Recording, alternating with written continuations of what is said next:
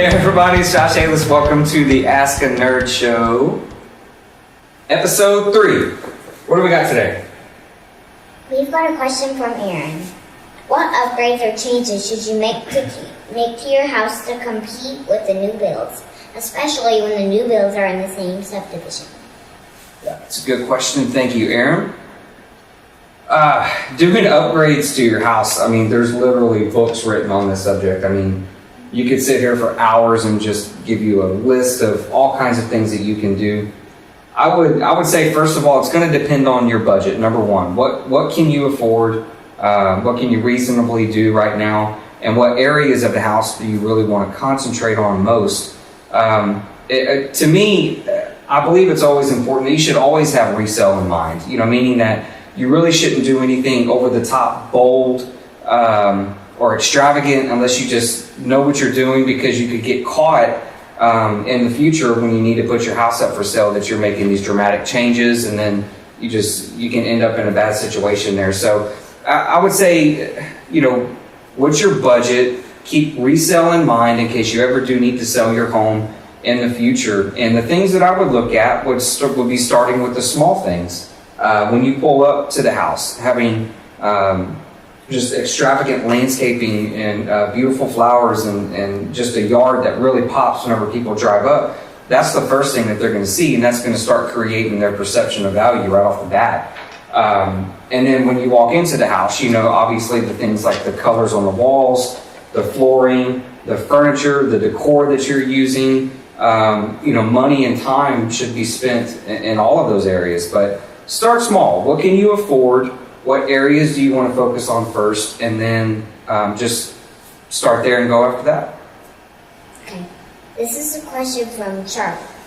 Is it smarter to pay more for a new home with a little maintenance, or pay less for an older home that needs a little work? Okay, so say that one again. This is a question from Charlie. Charlie. Is it smarter to pay more for a new home with a little maintenance, or pay less for an older home that needs a little work? Okay, so Charlie is saying, I believe, is it a smarter investment to buy something newer or go to an older style home? Yeah, I've dealt with this a lot. It's a difficult scenario for some people, but again, I think you have to look at your budget. What can you practically afford? You've been approved for a certain amount. You're comfortable on a certain dollar amount each month with your mortgage payments and everything like that.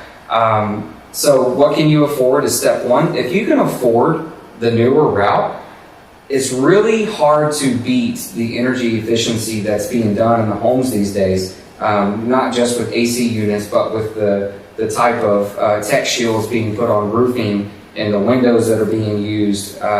Energy bills are just really being, slashed left and right. So it's easy to get into an older home situation and you're forking out $400, $500, $600 a month on energy bills, and that can just really add up over time. I understand that it gets to the point to where people they like older neighborhoods because the trees are established, they're beautiful. I get it, I understand that.